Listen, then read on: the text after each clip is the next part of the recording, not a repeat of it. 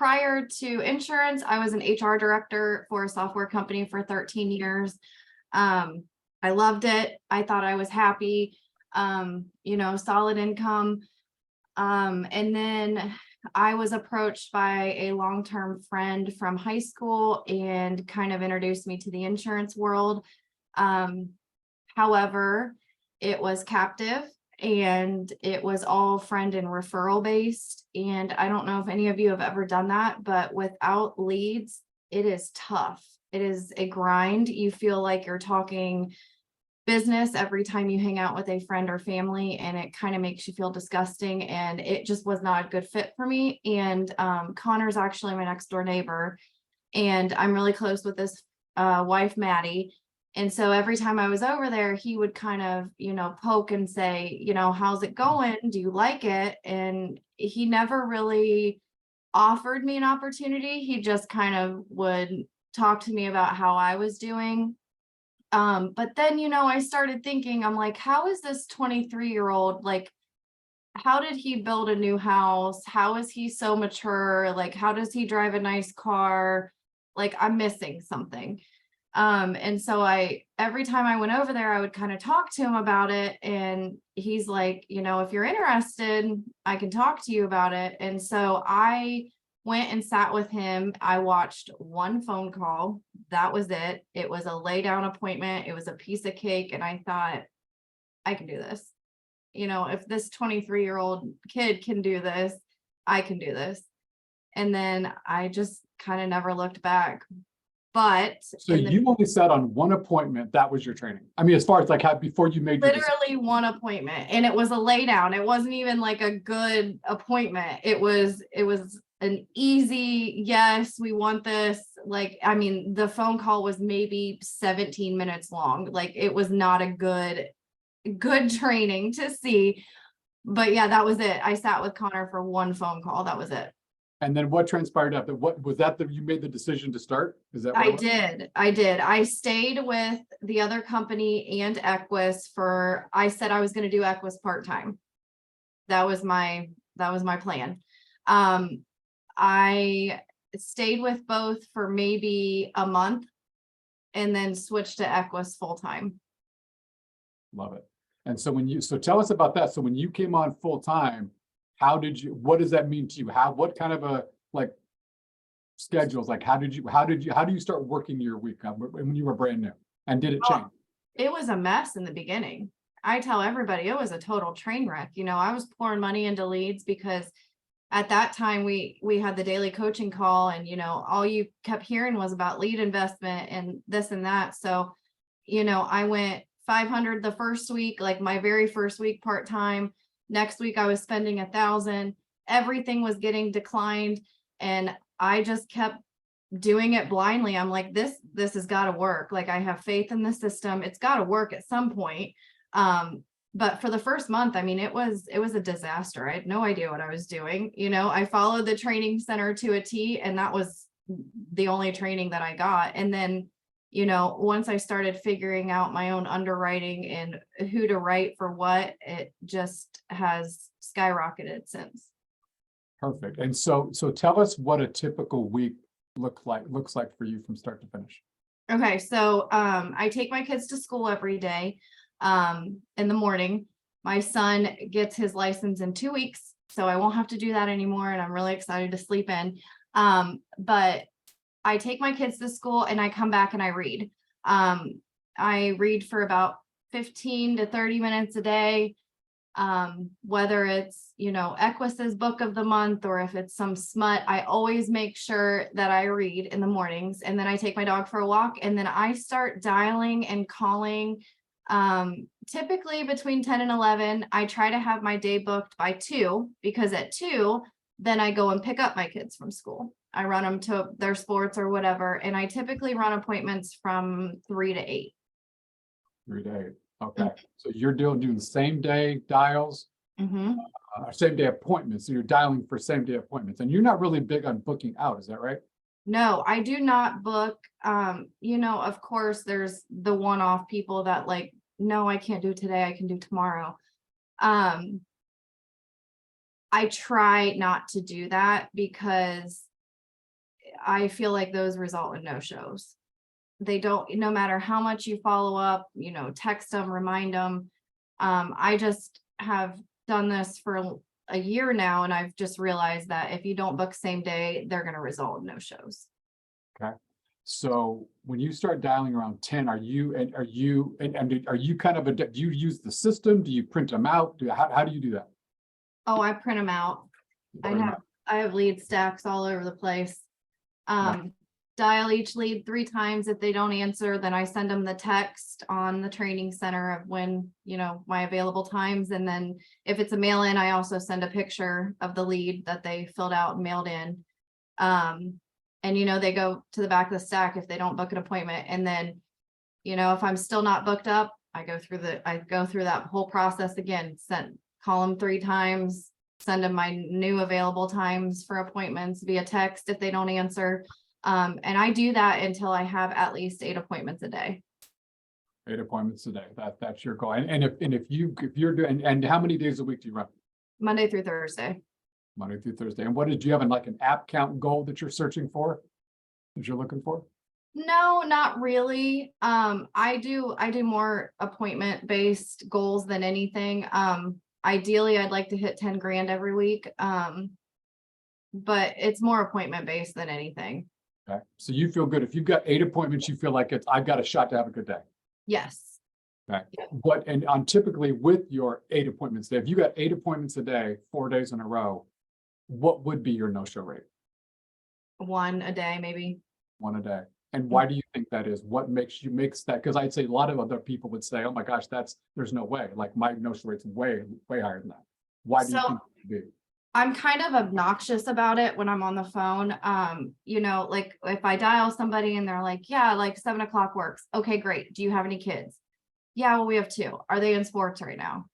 Do they have practice tonight? Is there a game that you're not thinking about? What time are you finished with dinner? Do you have dinner plans? And then if it's 7 o'clock, I make sure that on that first dial, I'm saying the word 7 o'clock 12 times before I get off the phone.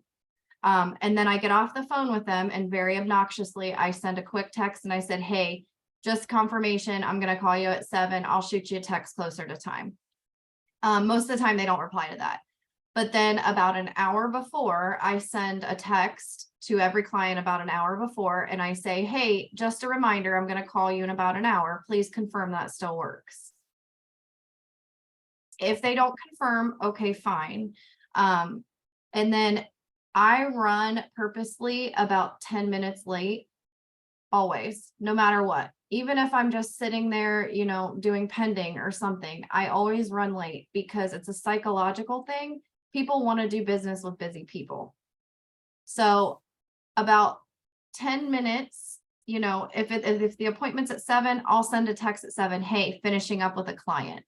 I may not be, but I always say finishing up with a client, I'll call you in a few minutes. I like that. I like that. So I just ran some numbers on you. So if let's just say you averaged 8, like you were doing the 8 appointments a day, 32 appointments a week. You've over the last 4 months, you've averaged 56 apps a month submitted. You're averaging 14 apps a week. On 32, if you get 32 appointments, that's 43% of the time you're taking an app, 4 out of 10. Would you say that's about right? Yes. Okay, and so you've done 220 some odd $1,000 in production in 4 months. That's pretty insane. That's pretty good. That's awesome. And what do you attribute that to? It sounds like your appointment-based goal. You don't care about the applications. You're obviously averaging 14 apps, so I can see why. You just know if you have a certain number of appointments that your success rate is going to be primarily going to be this. Yeah. So when you get them on the phone and you're making that connection with them, what kinds of things do you talk about? So I actually do things a lot differently. And I don't know if it's because I'm a woman. I feel like women, we can have tougher conversations with people. Maybe it comes across a little bit better than, if a man's saying, well, what's your wife going to do? She's going to be screwed, But when I first get them on the phone, I say, okay, Now, this is about the mortgage protection. This is about the protection that's going to cover you guys in the event of illness, disability, or death if you qualify, to ensure that your mortgage payments are taken care of. I don't ever say the word your mortgage, I say mortgage payments.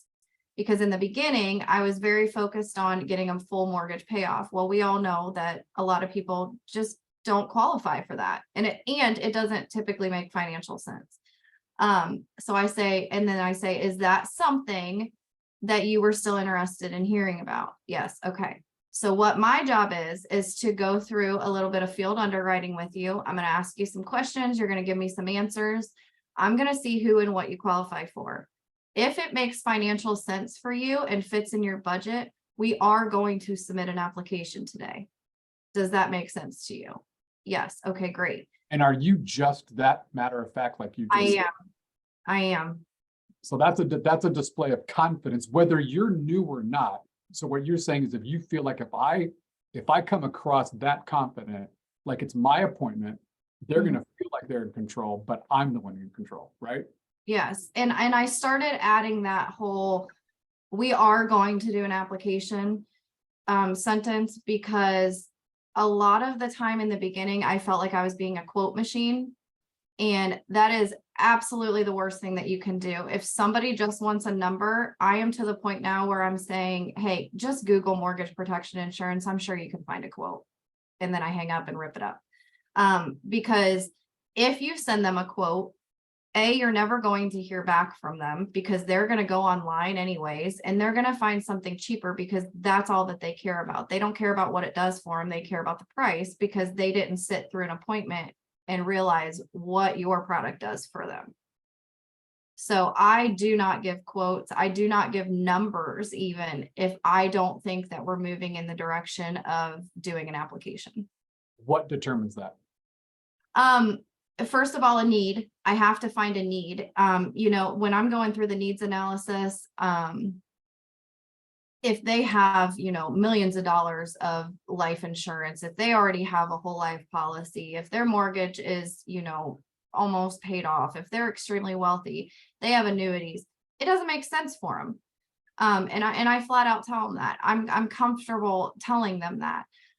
Now, if it's something that I think is going to fit in their budget and they don't have any life insurance outside of work, I make sure that they know, if, he loses his job and she's a stay-at-home mom, and he loses his job because of cancer or something, they're screwed.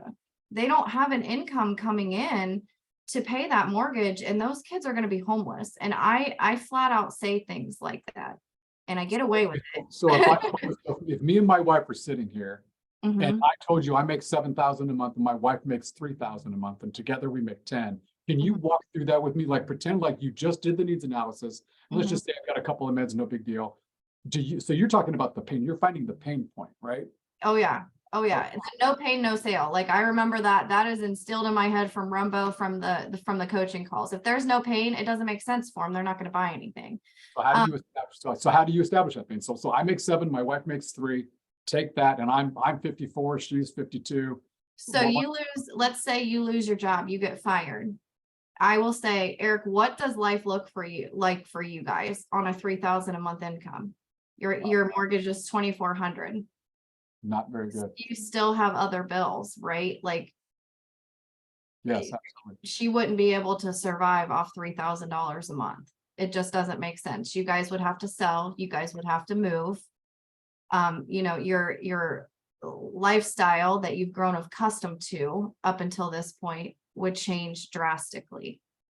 And no one wants that. That's what this is here to do for you, is to protect you for cases like that.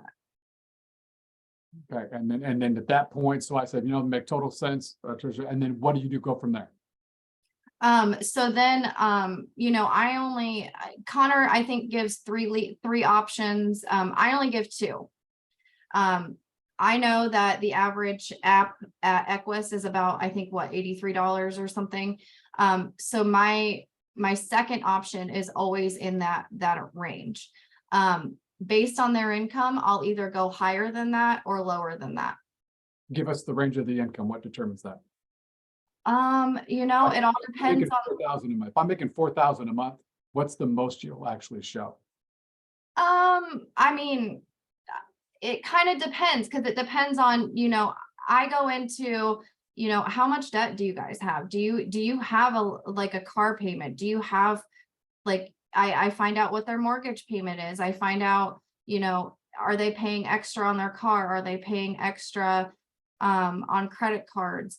I want to know how much money is left over at the end of the month because I don't ever want them to put themselves in a situation where this payment each month stings. I want to make sure that it's so comfortable, they don't even notice it coming out of their bank account each month.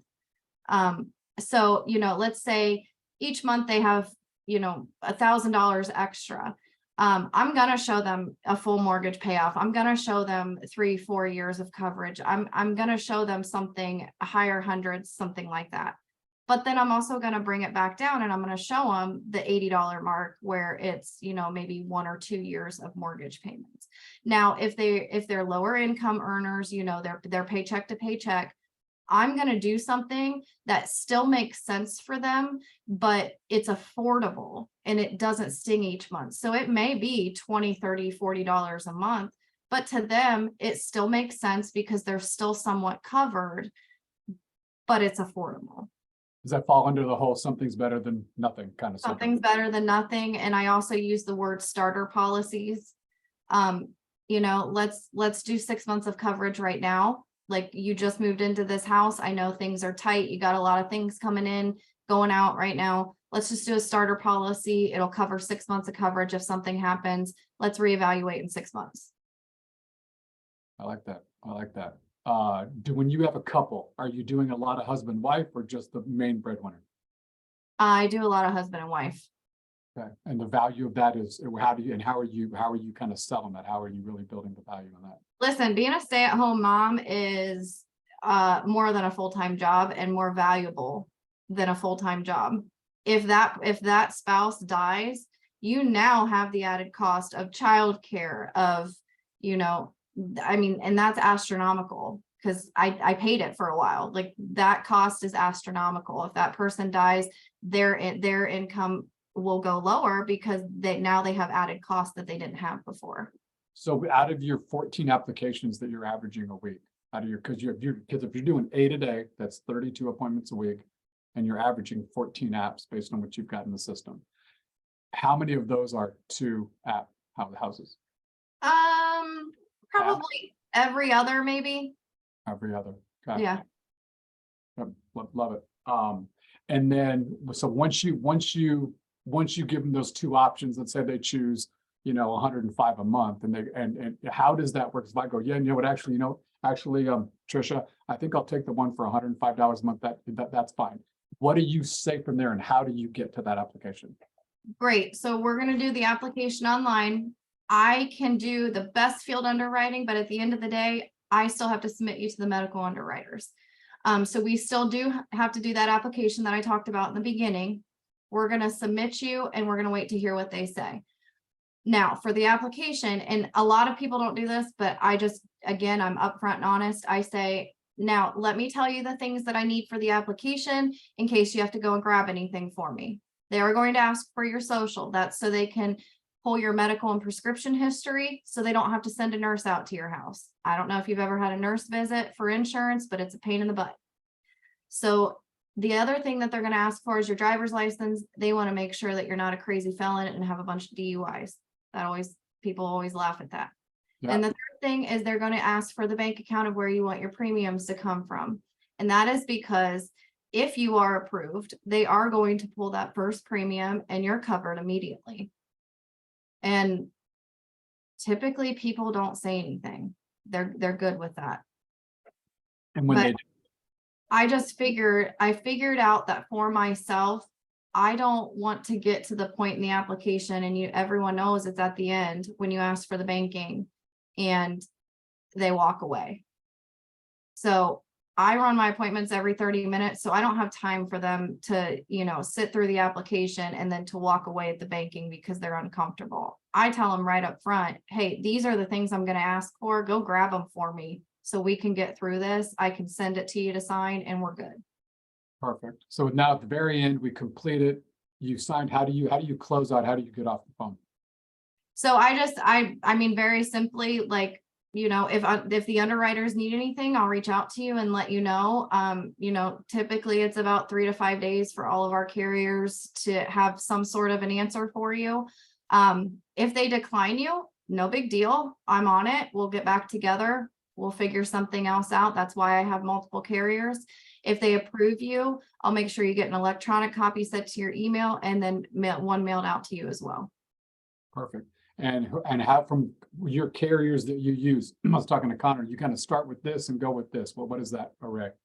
So I start with Americo. They're my baby. I love them because it's instant gratification, right? Right away if they're approved or not. And you also know it withdraws, right? So if you need to go elsewhere, you can go elsewhere while they're on the phone.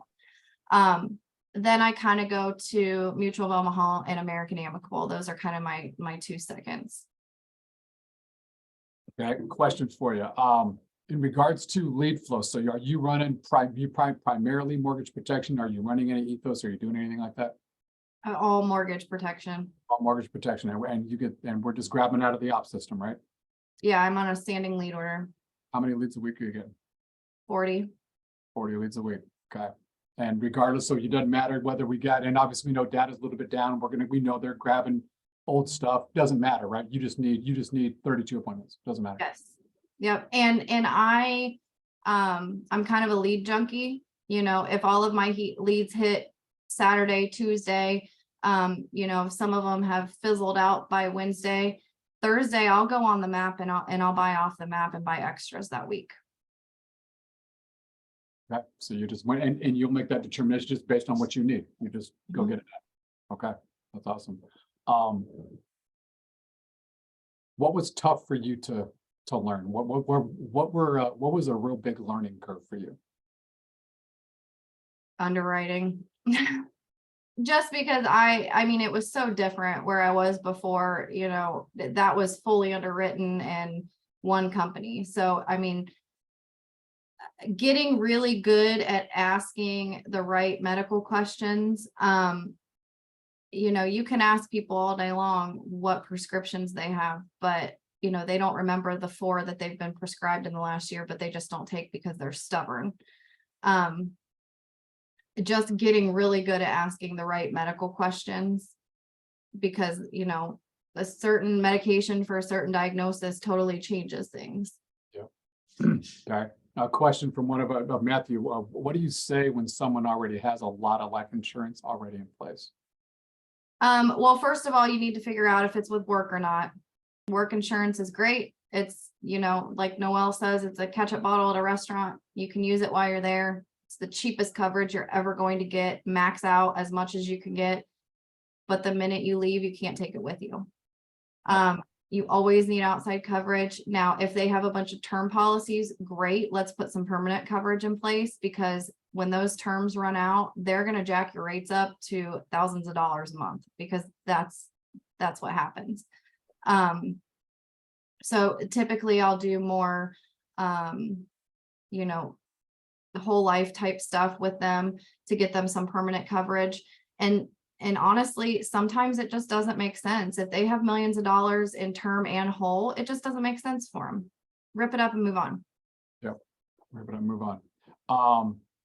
Are you on video a lot? Phone? What's I have those 14 applications. Like, how many apps have you written this week? I feel like I should know that. Connor would be very disappointed in me that I don't know that right off the top.